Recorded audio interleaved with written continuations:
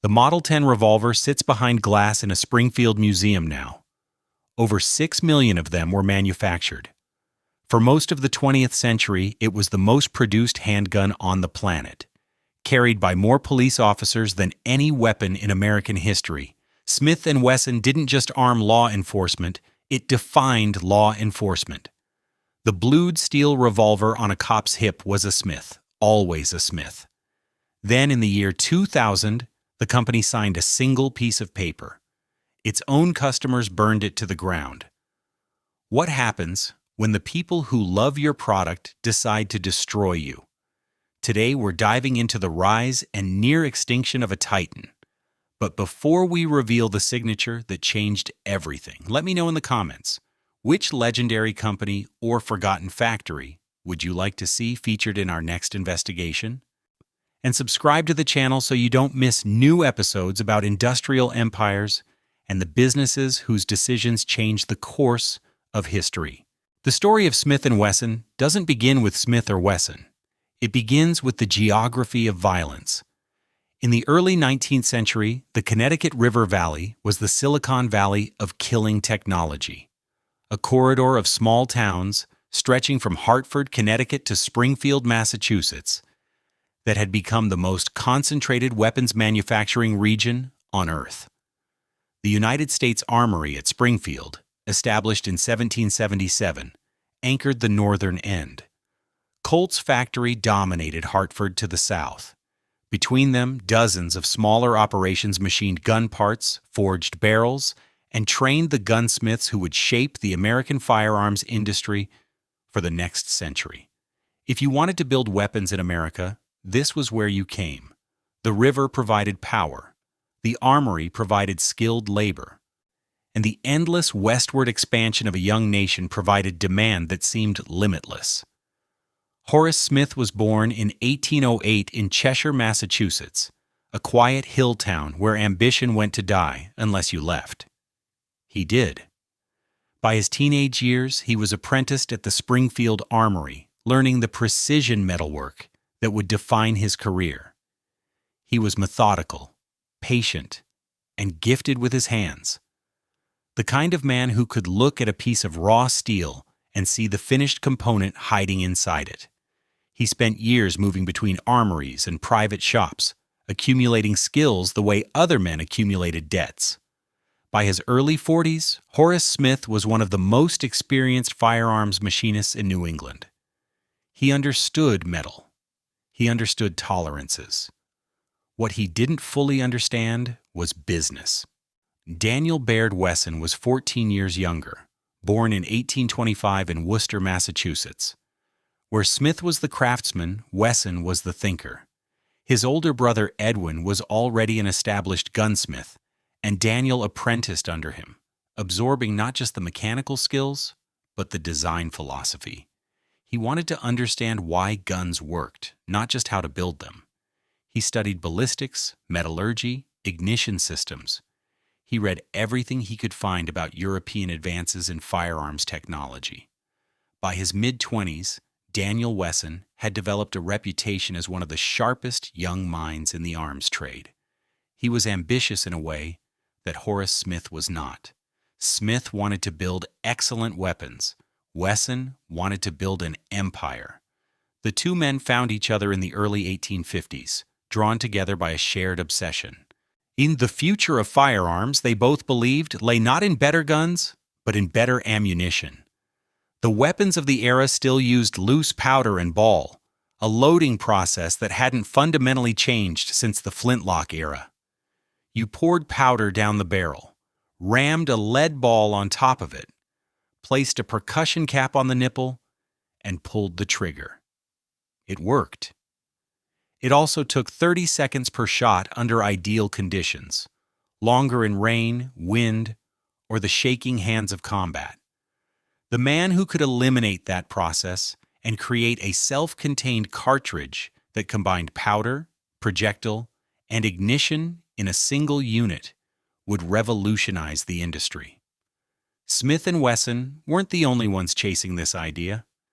A New York inventor named Walter Hunt had patented something called the rocket ball in 1848. a hollow-based bullet with the powder charge built into the projectile itself. Hunt's design was clever but underpowered. The bullet couldn't hold enough powder to generate serious velocity. Another inventor, Lewis Jennings, improved on Hunt's design, and a machinist named Benjamin Tyler Henry refined it further. The technology passed through several hands, each one adding incremental improvements, none of them solving the fundamental problem. The rocket ball was a fascinating concept and a terrible product. Enter Cortlandt Palmer, a New York financier who had acquired the rights to the rocket ball patents and was looking for someone who could turn theory into a working weapon. He found Horace Smith and Daniel Wesson. In 1854, the two gunsmiths formed their first partnership and began developing a lever-action pistol built around an improved version of the rocket ball ammunition. They called their new venture the Volcanic Repeating Arms Company. The name was ambitious. The product was not. The volcanic pistol could fire multiple shots without reloading, which was genuinely revolutionary. But the ammunition was still based on the rocket ball principle, and the fundamental physics hadn't changed. The bullets were weak. They lacked the velocity and stopping power that buyers demanded. A volcanic pistol could put holes in a target at close range, but it couldn't reliably stop a man or drop a deer. For a weapon, that's a fatal flaw. Here's the thing about the volcanic venture. It attracted exactly the wrong kind of investor for the right reasons. Among the men who put money into the company was a shirt manufacturer from New Haven named Oliver Fisher Winchester. Winchester saw the potential of a repeating firearm and was willing to fund its development. But when the volcanic pistol failed to sell, Winchester didn't walk away. He doubled down, reorganized the company, and eventually hired Benjamin Tyler Henry to redesign the weapon entirely. The result was the Henry rifle, then the Winchester rifle, and ultimately one of the most successful firearms companies in American history. All of it built on the foundation that Smith and Wesson had laid and then abandoned. Smith and Wesson walked away from the Volcanic in 1855. They had lost money, lost time, and learned a lesson that would shape everything that followed. The rocket ball was a dead end. No amount of engineering could overcome the fundamental limitation of a bullet that carried its own powder charge internally. The future wasn't a better bullet design. It was an entirely different ammunition system. And that system already existed. It was the metallic cartridge. The idea was simple. Encase the powder charge, the primer, and the projectile in a brass or copper case. The cartridge loads from the rear of the weapon, the firing pin strikes the base, and the primer ignites the powder.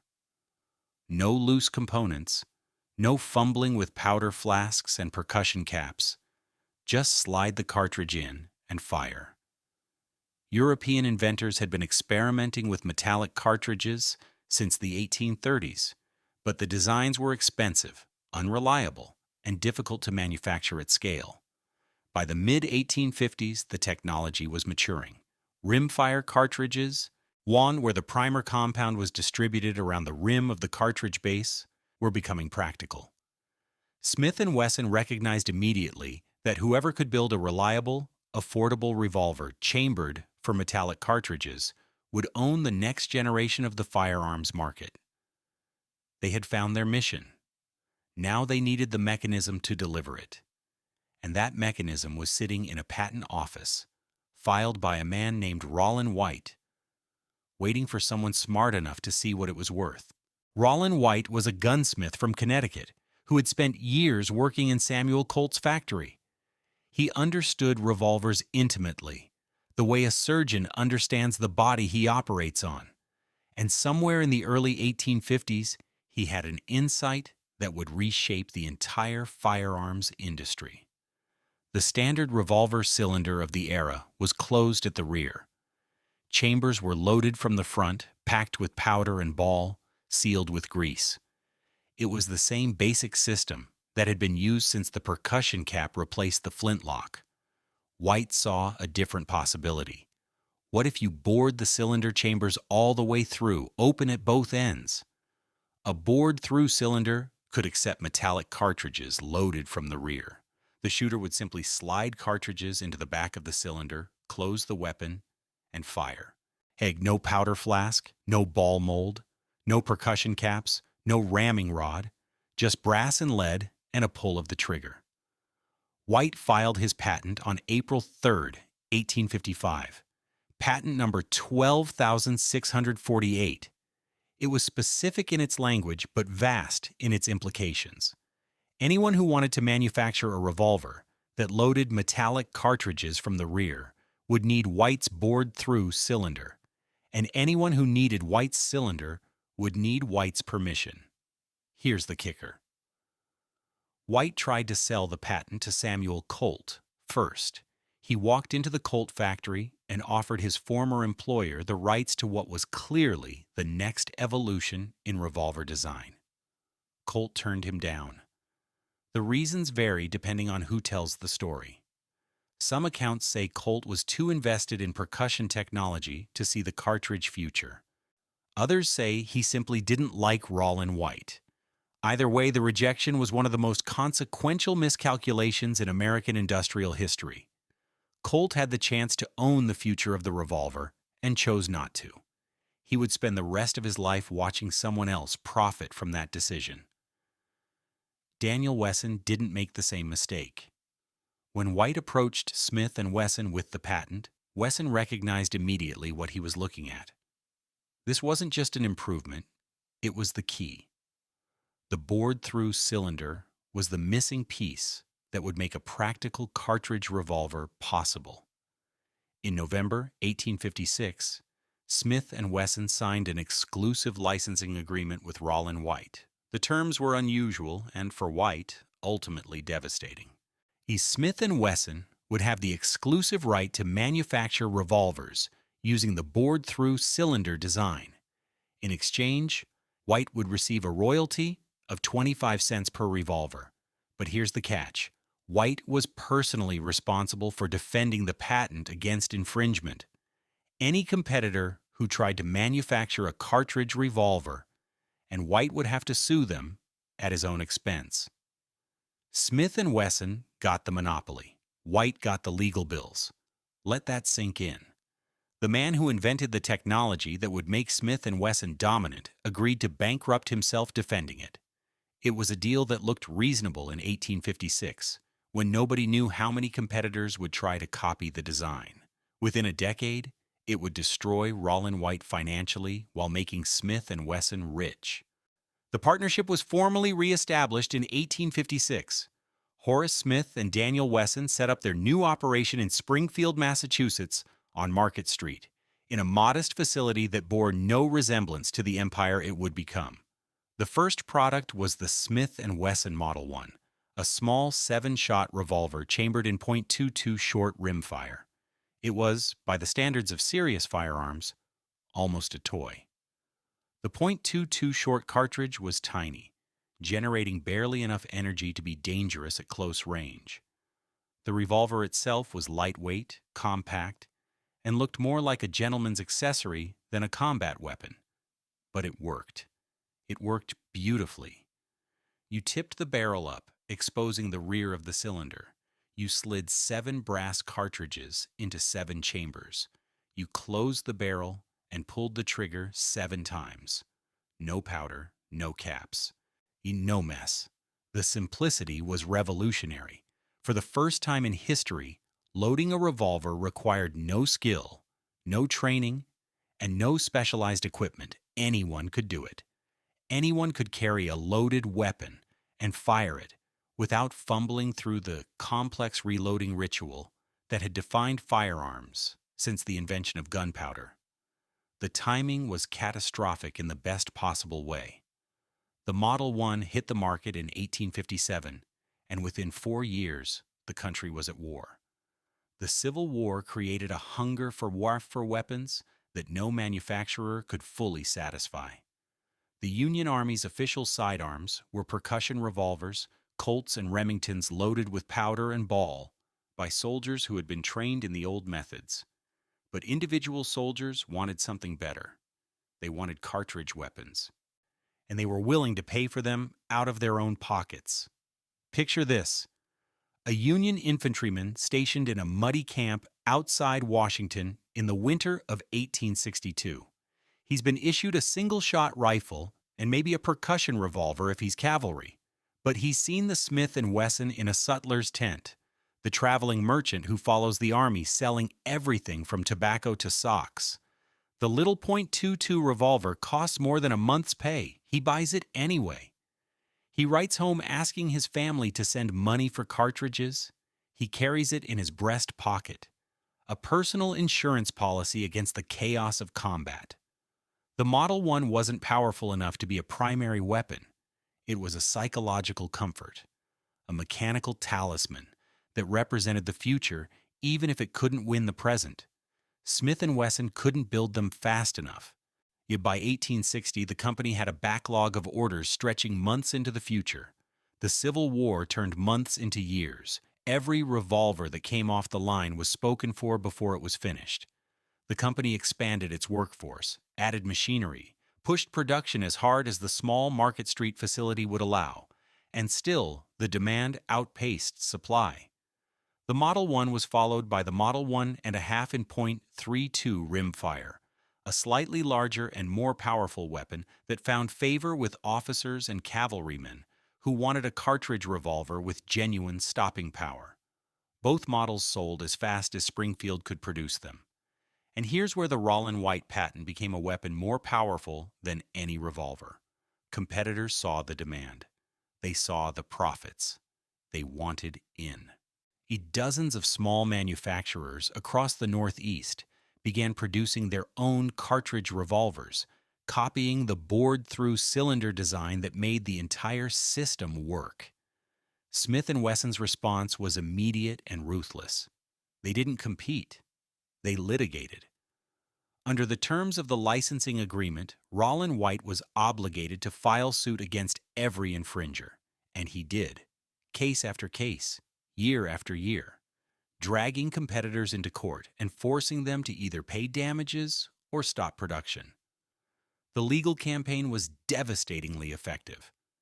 Smith & Wesson maintained their monopoly on cartridge revolvers throughout the entire Civil War and beyond. No American competitor could legally produce a revolver that loaded metallic cartridges from the rear. Colt, Remington, and every other manufacturer were locked into percussion technology, while Smith & Wesson owned the future. The patent office sided with White repeatedly. The courts upheld the patent every time it was challenged. For over a decade, from 1856 to 1869, Smith & Wesson had the American cartridge revolver market entirely to themselves. But the cost fell on Rollin White. The legal fees mounted with every lawsuit. White spent tens of thousands of dollars defending a patent whose profits flowed primarily to Smith & Wesson. He petitioned Congress for a patent extension in 1869, hoping to recoup his losses with additional years of royalties.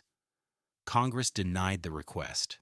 The patent expired, the legal protection vanished, and Rollin White was left with nothing but bills and bitterness.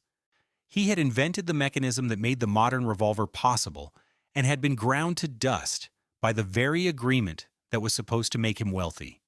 Here's the thing about the Rollin White story. It reveals the engine that powered Smith & Wesson's rise. The company didn't become dominant because its guns were the best. They became dominant because their legal position was unassailable. The bored-through cylinder patent was a wall that kept every competitor out of the cartridge revolver market for 13 years. Behind that wall, Smith & Wesson built their brand, their manufacturing capacity, and their customer base. When the wall finally came down in 1869, the company had a 13-year head start that no competitor could erase overnight. The foundation was legal, not mechanical. The monopoly was built on paper, not steel. And the man who provided that paper was ruined by it. When the Rollin White patent expired in 1869, the floodgates opened. Every firearms manufacturer in America rushed to produce cartridge revolvers. Colt, Remington, Forehand and Wadsworth, Hopkins and Allen, dozens of companies that had spent 13 years locked out of the market suddenly had access to the technology that Smith & Wesson had monopolized. The legal wall was gone. The head start remained, but head starts erode. Smith & Wesson needed to prove that their dominance was built on more than a patent.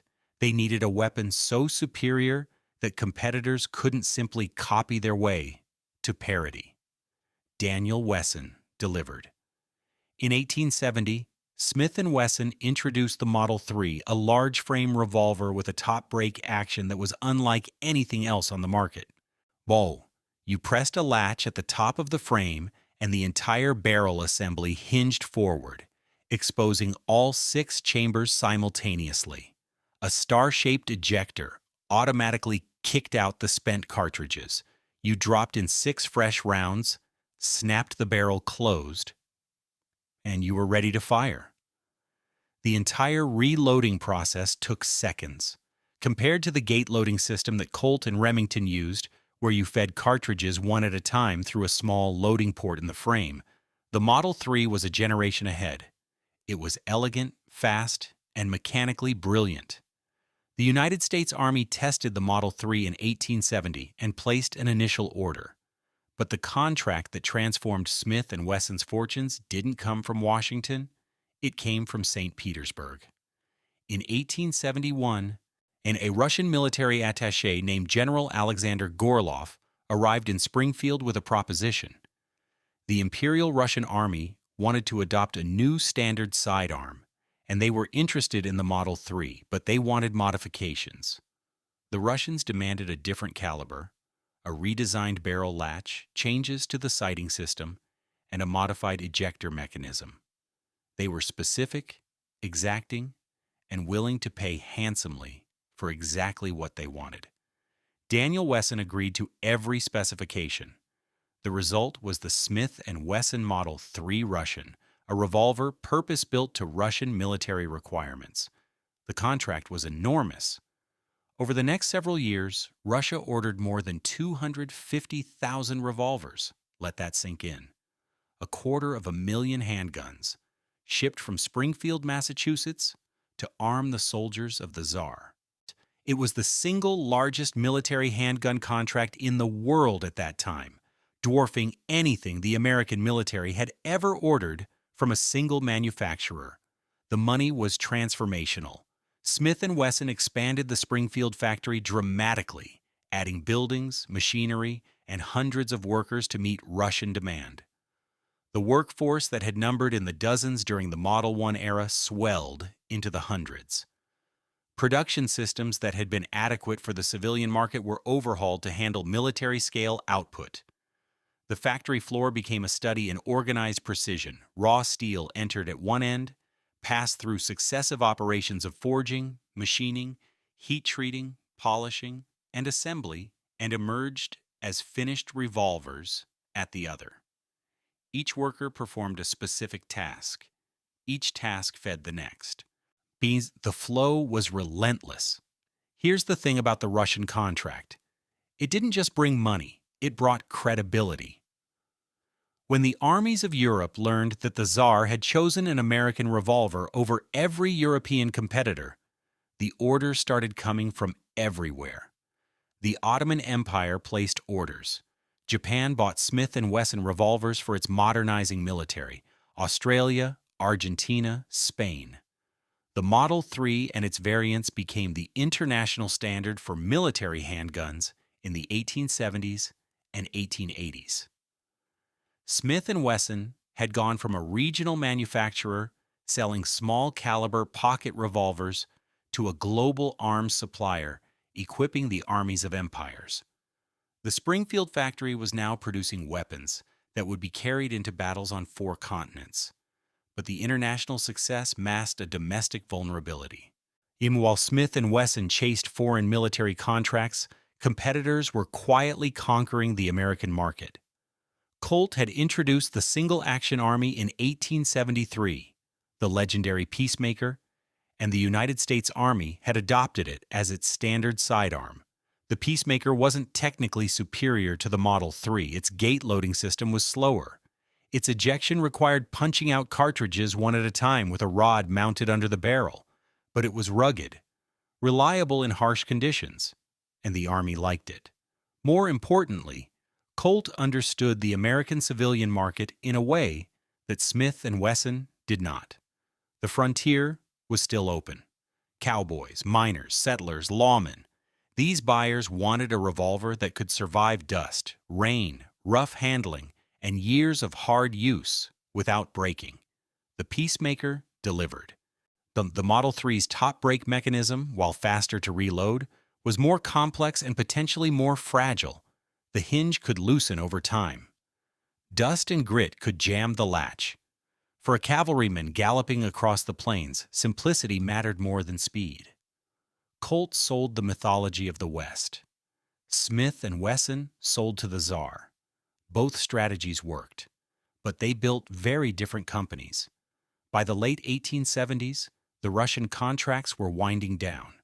The Imperial Army had received its revolvers. Reorders trickled in, but the massive initial procurement was complete. Smith & Wesson found itself in an uncomfortable position. The company had built its manufacturing capacity around foreign military orders, and those orders were drying up. The domestic military market belonged to Colt, but the civilian frontier market was fragmented and fiercely competitive. Revenue declined. The enormous factory that Russian money had built was suddenly too large for the orders it was filling. Horace Smith retired from active management in 1873, selling his interest in the company to Daniel Wesson. He was 65 years old, wealthy, and tired. He had helped build one of the most successful firearms companies in American history, and he was content to let his partner carry it forward. Smith would live until 1893, watching from a comfortable distance as the company bearing his name navigated the turbulent decades ahead. Daniel Wesson was now in sole command, and the challenge before him was existential. The company needed a new market, a new customer base, a new reason to exist beyond military contracts that came and went with the geopolitical winds. Here's the kicker. The answer was already emerging, though Wesson couldn't have known how thoroughly it would define his company's future. America was urbanizing, the frontier was closing, and the institution that would replace the cavalry officer and the frontier sheriff as Smith & Wesson's primary customer was growing in every major city in the country. Professional police departments were forming in New York, Chicago, Boston, Philadelphia, and dozens of smaller cities. These departments needed standard-issue sidearms. They needed weapons that were reliable, affordable, easy to train with, and available in quantities large enough to equip entire forces. They needed revolvers, and they would need them for the next 100 years. The transition didn't happen overnight. Through the 1880s and 1890s, Smith & Wesson gradually shifted its focus from military and frontier sales toward law enforcement. Daniel Wesson oversaw the development of new models designed specifically for police use, smaller, lighter revolvers that could be carried on a belt for a 12-hour shift without exhausting the officer wearing them. Double-action mechanisms that allowed the weapon to be fired simply by pulling the trigger without manually cocking the hammer first. These were practical innovations driven by the specific needs of men who carried guns every day but rarely fired them in anger. The police revolver didn't need to drop a horse at 100 yards. It needed to be there, loaded and ready, shift after shift, year after year. Daniel Wesson died in 1906 at the age of 81. He had outlived his partner by 13 years and his rival Samuel Colt by 44.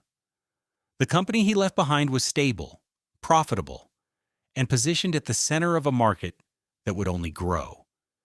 His sons and grandsons took over management, maintaining the family ownership that had characterized the company since its founding.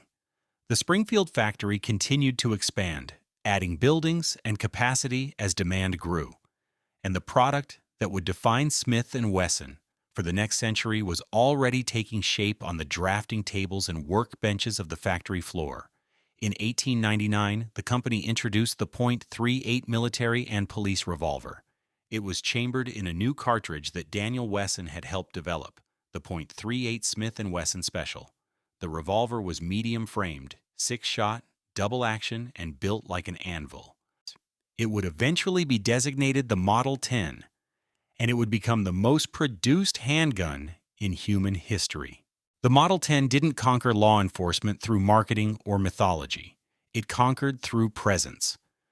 By the early 20th century, Smith & Wesson had established something that no competitor could easily replicate: a network of institutional relationships with police departments across the United States that functioned less like sales contracts and more like infrastructure. When a city formed a police department or expanded an existing one, the procurement process almost always led to Springfield. The reasons were practical. Smith & Wesson offered volume pricing, consistent quality, and a weapon that had been proven reliable by thousands of officers over decades of service. Switching to a competitor meant retraining, replacing holsters, stocking different ammunition, and accepting the political risk of arming officers with an unproven weapon. Inertia favored the incumbent, and the incumbent was Smith & Wesson. The .38 special cartridge was the anchor. It generated enough stopping power to be taken seriously without producing the punishing recoil that made larger calibers difficult for average shooters to control. A police officer who fired his weapon once a year at a qualifying range needed something he could handle competently. The .38 Special delivered that. It was what we'd now call a Goldilocks solution: powerful enough to work, mild enough to master. The cartridge became so ubiquitous in law enforcement that for most of the 20th century, saying someone was carrying a .38 was the same as saying they were carrying a police revolver. The caliber and the profession became synonymous. Here's the thing about Smith & Wesson's law enforcement dominance: it created a brand identity that was fundamentally different from Colt's. Colt had built its reputation on frontier mythology, on the Wild West, on the individual hero with a six-shooter on his hip. Smith & Wesson built its reputation on institutional trust. Colt was the gun of legends. Smith & Wesson was the gun of professionals. There was no mythology, no romantic narrative about taming the wilderness. Just blue steel in a leather holster, carried by a man in uniform who was paid to keep the peace. It was less exciting and far more durable. Legends fade. Institutions endure. The factory in Springfield reflected this institutional character. By the early 1900s, we'd see the complex had grown from the modest Market Street facility into a sprawling industrial operation that dominated an entire block. Multiple buildings housed different stages of production. The forge shop, where raw steel billets were heated to glowing orange and hammered into rough frames and cylinders. The machine shop, where lathes and milling machines cut those rough forgings into precise components. The polishing room, where workers buffed metal to the mirror finish that became a Smith & Wesson signature. The assembly floor, where skilled hands fitted triggers, springs, cylinders, and barrels into completed revolvers. The blue room, where finished weapons were submerged in chemical baths that produced the distinctive deep blue-black color that gave blued steel its name. Walk inside that factory in 1920. The first thing you notice is the smell. Hot metal, cutting oil, chemical solutions. It hangs in the air like fog, coating everything, seeping into clothing and skin. Workers who spent years on the factory floor carried that smell home with them. Their families knew it. Their neighbors knew it. You could identify a Smith & Wesson man by the way he smelled when he walked through his front door. Then there's the sound.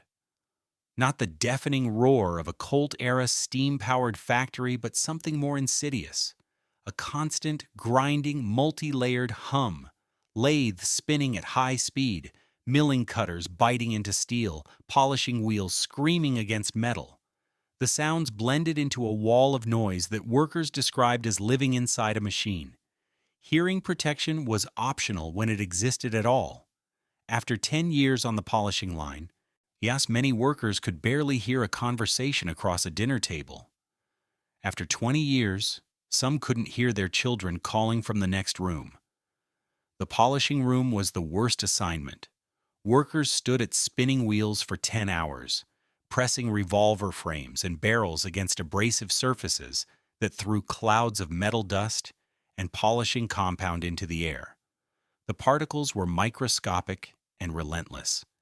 They settled in lungs, accumulated over years, and produced a chronic condition that workers simply called the dust. Doctors had more clinical terms: pneumoconiosis, industrial fibrosis, the gradual scarring of lung tissue by inhaled particles that the body cannot expel. There was no cure. There was barely any recognition. A man who coughed blood after 20 years in the polishing room was considered to have worn out, in the same way a machine wears out, a cost of production. The workforce that endured these conditions was drawn from the same immigrant streams that fed every American factory of the era. Irish and French-Canadian workers dominated the early decades.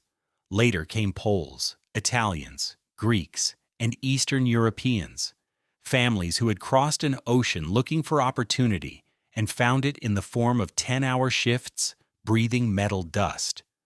The pay was better than many alternatives.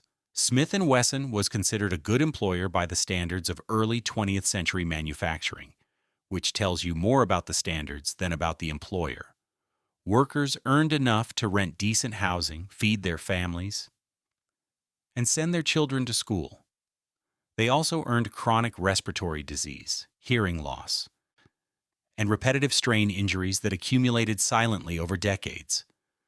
Women entered the factory during wartime surges, performing assembly and inspection tasks that were classified as lighter work and paid accordingly. The justification was identical to what Colt's managers had offered half a century earlier. Women didn't need full wages. Women could survive on less. The logic was circular and self-serving, but it persisted because it saved money, and saving money was what management cared about. Picture this: a family in Springfield in 1925. The father works in the Smith & Wesson polishing room. He's been there 15 years. He coughs every morning, a deep, wet sound that his wife has learned to ignore because acknowledging it would mean acknowledging what's coming. His oldest son works in the machine shop, operating a lathe that his father helped him get hired onto. His daughter inspects finished revolvers, checking cylinder alignment and trigger pull, earning 60% of what the men around her make. 3 members of the same family, feeding the same production line, absorbing the same hazards, building the same weapons that will end up in holsters from New York to Los Angeles. The family doesn't think of themselves as exploited. They think of themselves as employed. In the arithmetic of working-class America, that distinction matters more than anything, and the revolvers kept shipping. Every week, crates of finished weapons left Springfield bound for police departments, military depots, and gun dealers across the country. The Model 10 in its various iterations remained the backbone of production. But Smith & Wesson expanded its catalog steadily through the early 20th century. The .44 special cartridge, for those who wanted more power. Smaller framed revolvers for detectives and plainclothes officers who needed concealable weapons. Target models, with adjustable sights for competitive shooters. Each new variant served a specific market segment, and each segment generated revenue that smoothed the dangerous dependence on any single customer. But war was coming again, and war, as always, would change everything. When the United States entered World War I in 1917, the military needed sidearms at a pace that peacetime production couldn't match. Smith & Wesson received contracts for military revolvers, chambered in .45 ACP to match the Army's standard pistol cartridge. The factory shifted to wartime footing. Production surged. Workers pulled longer shifts, new hires flooded in, the familiar pattern reasserted itself. Peace meant modest orders and steady employment. War meant frenzy, overtime, and money. Here's the kicker. The pattern would repeat with devastating predictability. World War I ended. Contracts evaporated. Workers were laid off. The factory contracted. Then the Roaring Twenties brought prohibition, which generated demand for both criminal weapons and the police revolvers needed to combat them. Then the Depression hit, and demand collapsed again. Then World War II arrived, and suddenly the government needed every revolver Springfield could produce. The Victory model became Smith & Wesson's wartime signature, a simplified utilitarian version of the military and police revolver, stripped of the peacetime finish and refinements to speed production. The blued finish was replaced with a rough Parkerized coating. Grips were plain. Tolerances were loosened just enough to allow faster manufacturing without sacrificing reliability. Hundreds of thousands of Victory models rolled off the line, shipped to American soldiers, British commandos, and Allied forces across Europe and the Pacific. The Springfield factory employed thousands at its wartime peak, running multiple shifts, consuming steel and labor at rates that would have astonished Daniel Wesson. And then in August 1945, the war ended. The contracts stopped, the layoffs began, and Smith & Wesson's executives, if they had learned anything from the previous century, knew exactly what the next decade would look like. They had seen this movie before. The question was whether this time they could write a different ending. The post-war years should have destroyed Smith & Wesson. They nearly did. Military contracts collapsed with the same brutal speed that had gutted Colt after every American war since 1865. But Smith & Wesson had something Colt never reliably possessed. A civilian and law enforcement customer base that didn't disappear when the shooting stopped overseas. Police departments still needed revolvers. Detectives still needed backup weapons. The American public, freshly returned from a world war and settling into suburban homes they'd never owned before, still bought handguns for protection, for sport. For the simple reason that this was America, and guns were part of the furniture. The post-war contraction was painful but survivable. Smith & Wesson cut its workforce, reduced shifts, and waited for peacetime demand to stabilize.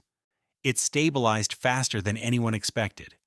The 1950s were a golden age for Smith & Wesson, though not for the reasons the company's founders would have predicted. Television was rewriting American culture, and the police procedural became one of its dominant genres. Dragnet debuted in 1951 and turned the Los Angeles police detective into a national archetype. The camera lingered on the revolver in the detective's holster. It was always a Smith & Wesson. Always. The company didn't pay for the placement. It didn't need to. Smith & Wesson revolvers were what real detectives carried, so fictional detectives carried them too. The brand penetrated American consciousness not through advertisements, but through the nightly ritual of television. Millions of viewers watched Jack Webb pull a snub-nosed revolver and understood, and without being told, that this was the weapon of legitimate authority. The product line expanded to match the market's appetite. The Model 29, introduced in 1955, chambered the new .44 Magnum cartridge and became the most powerful production handgun in the world. It was a specialty weapon, too large and too punishing for most shooters, but it established Smith & Wesson's reputation at the extreme end of handgun performance. The Model 36 Chiefs Special, a compact 5-shot revolver designed for plainclothes officers, became the definitive concealed carry weapon of its era. The Model 19 Combat Magnum, developed in collaboration with Border Patrol legend Bill Jordan, combined the portability of a medium-framed revolver with the stopping power of the .357 Magnum cartridge. Each model filled a specific niche.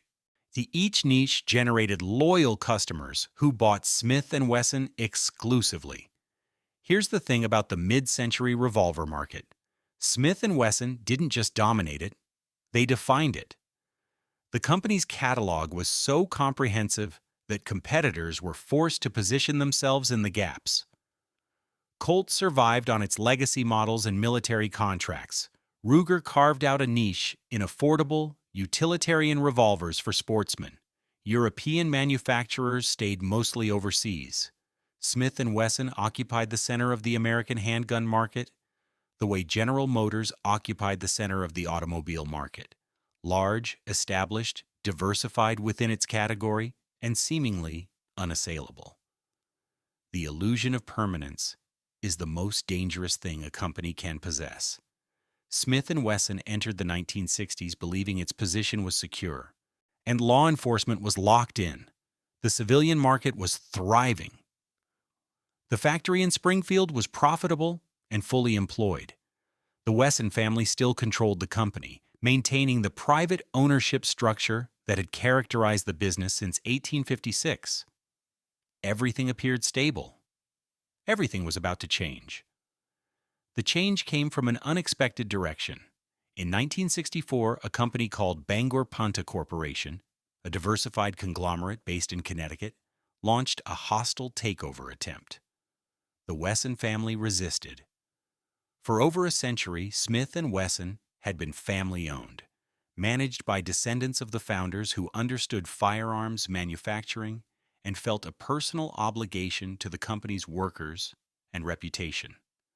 Bangor Punta didn't care about any of that.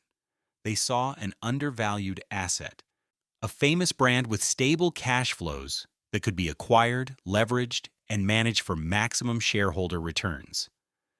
The takeover battle dragged through the courts for years. In 1965, Bangor Punta succeeded. Smith & Wesson, for the first time in its history, belonged to outsiders. Let that sink in. A company that had been built by gunsmiths, managed by gunsmiths, and run for over a century by a family that understood every machine on the factory floor, was now owned by a conglomerate whose other holdings included a sugar plantation in Puerto Rico and a boat manufacturer in Florida. The new owners saw Smith & Wesson the way all conglomerates see their acquisitions, as a financial instrument, a revenue stream, a line on a balance sheet. The immediate effects were subtle. Bangor Punta kept existing management in place and didn't interfere dramatically with operations. The revolvers kept shipping. The police contracts kept coming. But the long-term incentive structure had shifted permanently. Family owners think in generations. Conglomerate owners think in quarters. The pressure to maximize short-term profits began eroding the margins of quality, investment, and worker treatment that had sustained the company through a century of operation. Maintenance budgets were trimmed. Capital investment slowed. The factory that had been modernized steadily under family ownership began to age. And then the ground shifted again. In 1982, Bangor Punta was itself acquired by Lear Siegler, another conglomerate. 2 years later, Lear Siegler was taken over by Forstmann Little, a private equity firm. Smith & Wesson was now a subsidiary of a leveraged buyout vehicle. Each layer of corporate ownership extracted fees, dividends, and management charges. Each layer pushed the actual manufacturing operation further from the people making decisions about its future. The factory workers in Springfield, the men and women who machined frames and polished barrels and assembled revolvers with their hands, were now generating profits for Wall Street investors who had never touched a gun and couldn't find Springfield on a map. Here's the kicker. While ownership churned through corporate hands, the competitive landscape was transforming. In 1982, an Austrian engineer named Gaston Glock introduced a polymer-framed, striker-fired semi-automatic pistol that would eventually destroy the revolver's dominance in law enforcement. The Glock 17 held 17 rounds of 9mm ammunition. A Smith Wesson revolver held 6. The Glock weighed less. It cost less to manufacture. It required less training to operate. It could be field stripped and reassembled in seconds by any officer with 10 minutes of instruction. The Glock was to the revolver what the cartridge had been to percussion caps a century earlier. It was clearly, obviously, irresistibly the future. Smith & Wesson saw it coming and couldn't stop it. The company introduced its own semi-automatic pistols in the 1970s and 1980s, but they were conventional metal-frame designs that couldn't compete with Glock's revolutionary simplicity. The Smith & Wesson automatics were heavier, more complex, and more expensive. Police departments that had carried Smith & Wesson revolvers for decades began switching to Glocks in the late 1980s. The defection started slowly, then accelerated into an avalanche. By the mid-1990s, the institutional lock that had sustained Smith & Wesson for nearly a century was breaking apart. Department after department traded their revolvers for Glocks. The relationship that had defined American law enforcement armament for generations dissolved in less than a decade. The Springfield factory felt the impact immediately. Revolver production, which had been the company's backbone for over a century, declined steadily. The workforce shrank. Machinery that had been running continuously since the 1950s went idle. Buildings that had housed full production lines stood partially empty. The company that had armed every cop in America was watching its core market walk away to an Austrian startup that hadn't existed 15 years earlier. And the corporate owners, cycling through leveraged buyouts and conglomerate reshufflings, were extracting value instead of investing it. Smith & Wesson needed a revolution. What it got instead was a catastrophe dressed up as a compromise. The sale happened fast. Tompkins, the British conglomerate that had acquired Smith & Wesson in 1987, wanted out. The Boycott had cratered sales. The brand that had been worth hundreds of millions was now toxic. In May 2001, Tompkins sold Smith & Wesson to Safety Hammer Corporation, a tiny Arizona-based company that manufactured gun locks for $15 million. $15 million. For a company that had been producing firearms for nearly 150 years, that had armed every major police department in America, that had shipped revolvers to the armies of empires. The price of a modest Manhattan apartment bought one of the most storied names in American manufacturing. Safety Hammer's CEO was a man named Robert Scott, and his first move was pure survival instinct. He quietly distanced the company from the HUD agreement, but he didn't formally repudiate it. That would have invited lawsuits from the government. Instead, he simply stopped implementing its provisions. The smart gun research was shelved. The dealer restrictions were ignored. The safety commitments were allowed to wither through administrative neglect. The message to the gun community was clear without being spoken. The people who signed that agreement are gone. We're different. We're one of you. It worked. Slowly, grudgingly, gun owners and dealers began returning to Smith & Wesson. The boycott didn't end with an announcement or a handshake. It dissolved gradually, customer by customer, dealer by dealer, as the industry convinced itself that the company had learned its lesson. The lesson, of course, was not about product safety or corporate responsibility. The lesson was simpler and darker. Never compromise. Never cooperate with the government on gun regulation. Never give an inch. The firearms industry watched what happened to Smith & Wesson and concluded that any manufacturer who engaged with reform efforts would be destroyed by its own customers.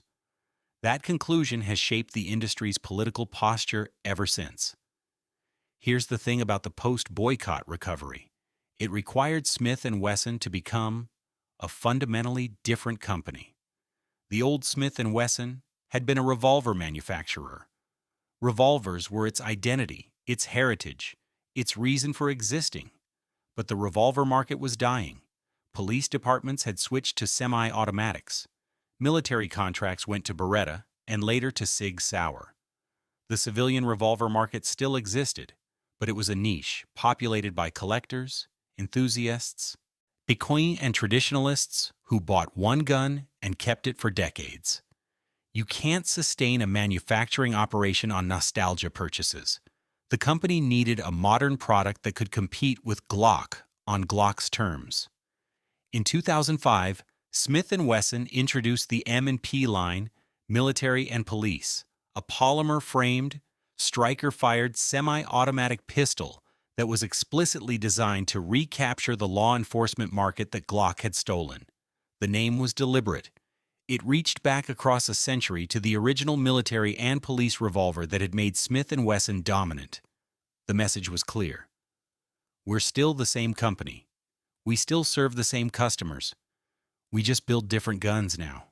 The M&P was a solid weapon, reliable, competitively priced, available in the calibers and configurations that police departments demanded. Smith & Wesson invested heavily in marketing it to law enforcement, offering department trials, trade-in programs, and volume discounts that undercut Glock's pricing. Some departments switched, many didn't. The institutional loyalty that had once belonged to Smith & Wesson now belonged to Glock, and breaking it required the same decades-long effort that Smith & Wesson had originally invested in building it. The M&P helped stabilize the company's finances, but it didn't restore the dominance that had defined the brand for a century. Meanwhile, the corporate structure continued its metamorphosis. Safety Hammer renamed itself Smith & Wesson Holding Corporation in 2002, then rebranded again as American Outdoor Brands Corporation in 2016. The name change was telling. Smith & Wesson was no longer the company. It was a brand within a portfolio that included hunting accessories, camping gear, knives, and outdoor lifestyle products. The gun manufacturer that had defined American law enforcement for a century was now a division of a company that also sold flashlights and shooting earmuffs. The corporate logic was diversification. The emotional reality was dilution. Let that sink in. The company that Horace Smith and Daniel Wesson founded in a Springfield workshop that had armed the armies of the Tsar and the police departments of every major American city was now a product line inside a lifestyle brand. The name on the boardroom door said American Outdoor Brands. The name on the gun said Smith & Wesson. The disconnect between those two identities captured everything that had gone wrong. In 2020, the company split. American Outdoor Brands spun off its firearms division, which once again became an independent company called Smith & Wesson Brands, Inc. The separation was supposed to clarify identity and focus resources. In practice, it created a standalone firearms manufacturer that was smaller, more vulnerable, and more dependent on the volatile civilian gun market than at any point in its modern history. Without the diversification buffer, every fluctuation in gun sales hit the bottom line directly, and the fluctuations were enormous. The American civilian gun market operates on fear cycles. When a mass shooting dominates the news, gun sales spike as buyers anticipate new restrictions. When a Democrat wins the presidency, sales surge for the same reason. When Republicans control Washington and the threat of regulation recedes, sales drop. Smith & Wesson's revenue became a seismograph of American anxiety, rising and falling with every tragedy and every election. The company that had once derived stability from institutional law enforcement contracts now rode the waves of national trauma.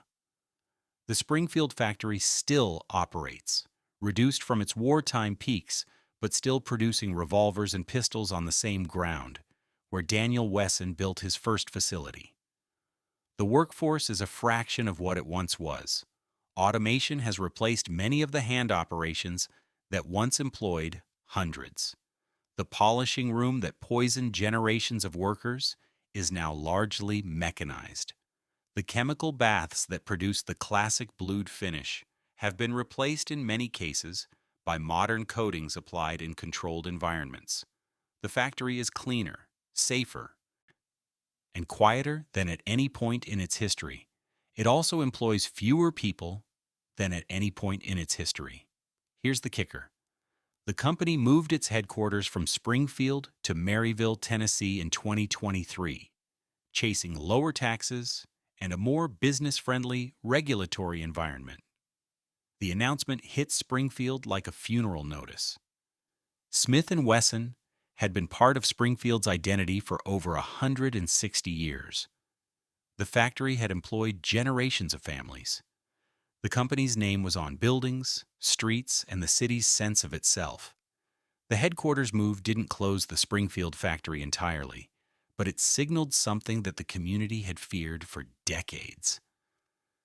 Smith & Wesson was leaving, not all at once, not dramatically, but steadily, deliberately, the way a river changes course over years, until one day the old channel is dry, and everyone wonders when exactly the water stopped flowing.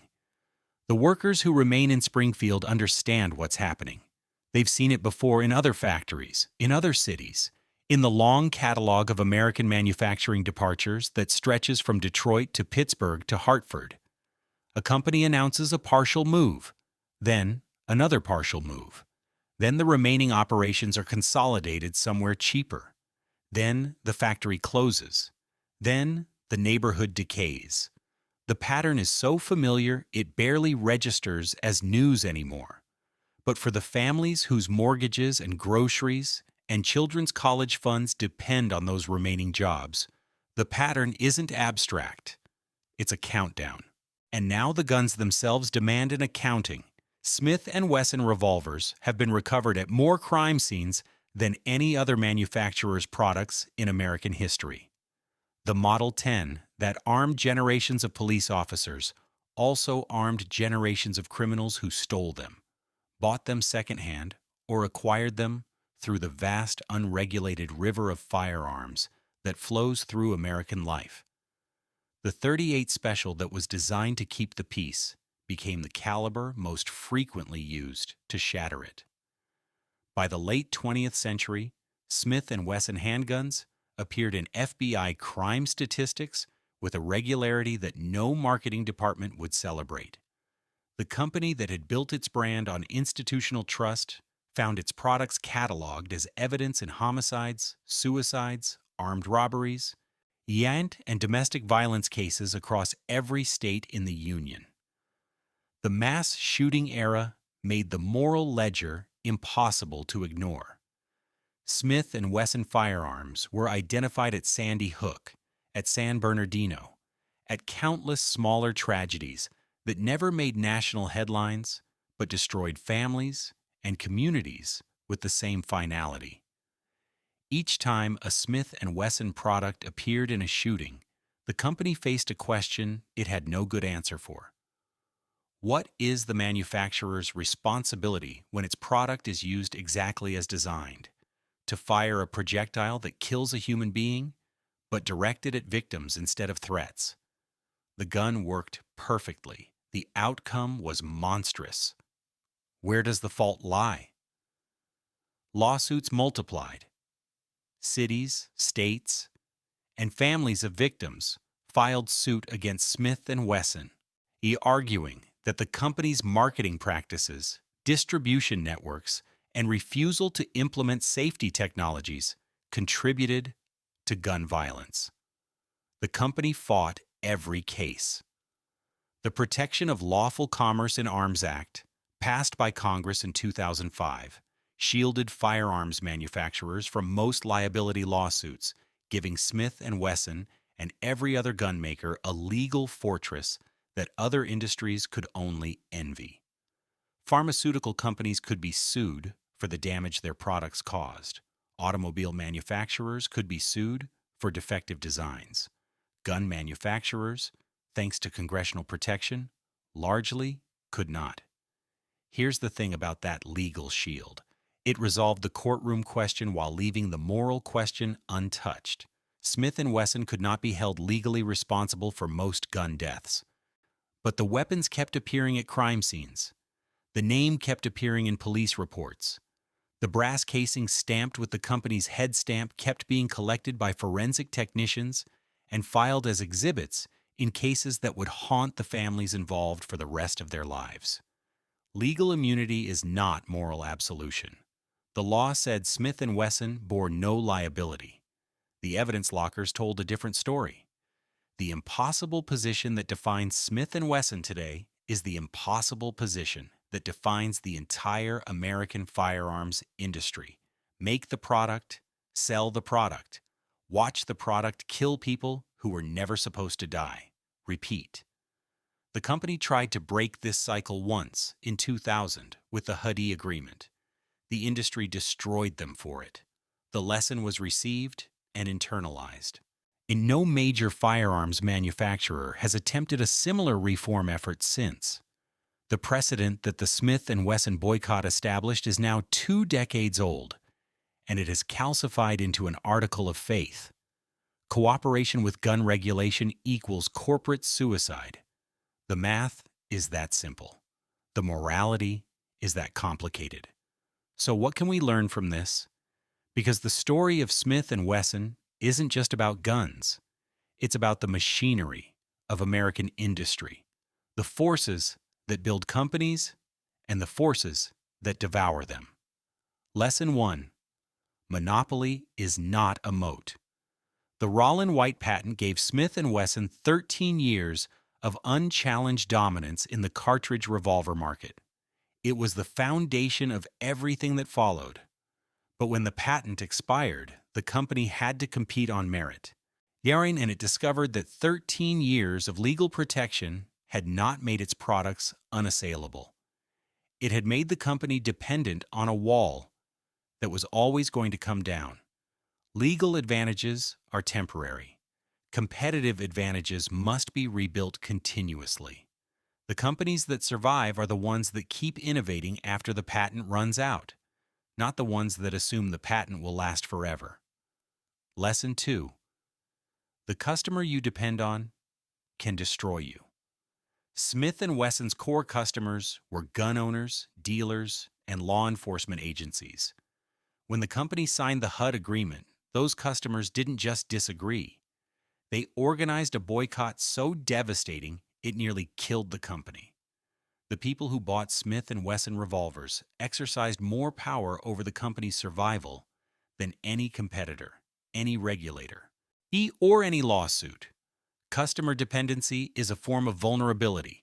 When your survival depends on a single community's loyalty, that community owns you. And communities can be merciless when they feel betrayed. Lesson 3. Doing the right thing has a price, and sometimes the market makes you pay it in full. Ed Schultz signed the HUD agreement because he believed it was the responsible thing to do. The agreement included provisions for safety research, dealer accountability, and distribution reforms that could have reduced gun violence. The market's response was not to reward responsibility. It was to punish it so severely that no one would try again. The lesson the industry absorbed was not that the agreement was wrong on the merits. It was that the merits didn't matter. The market doesn't reward conscience. It rewards compliance with customer expectations. And the customers expected silence. Lesson 4. War and peace cycles break every arms manufacturer eventually. Smith & Wesson rode the same boom-bust waves that destroyed Colt.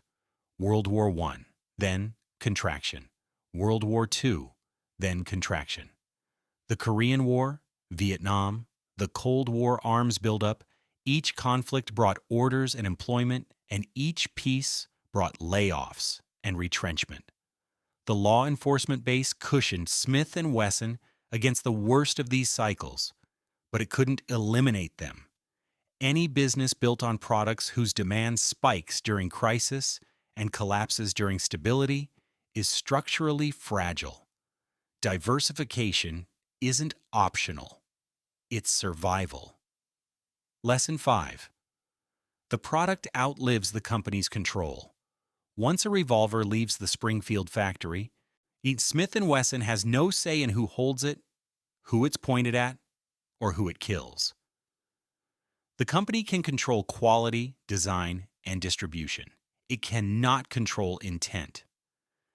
Every Smith & Wesson revolver ever manufactured is still out there somewhere, in a police holster, in a collector's safe, in a bedside drawer, in an evidence locker. The moral weight of 170 years of production doesn't diminish with time. It accumulates. And the company's name is stamped on every frame, at every crime scene, in every courtroom, forever. Look at the Springfield factory one more time.